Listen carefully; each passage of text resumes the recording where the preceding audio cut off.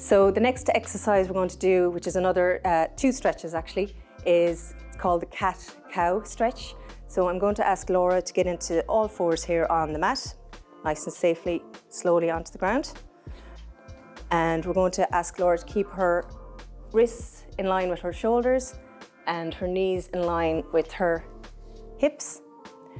A nice neutral back and natural arch in the lower back.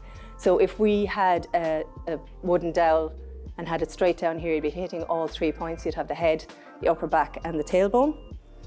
So then for the first stretch, we're going to go with the cat.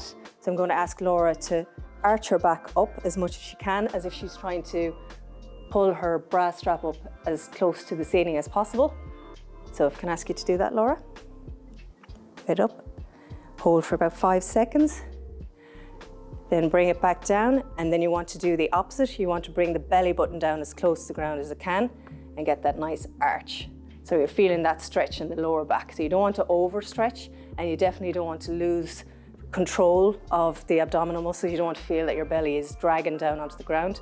You need to keep your core engaged, same as if you were doing a plank. You don't want to feel that drag.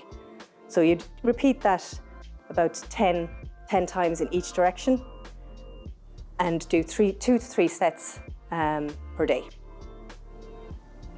And that is the cat-cow pose.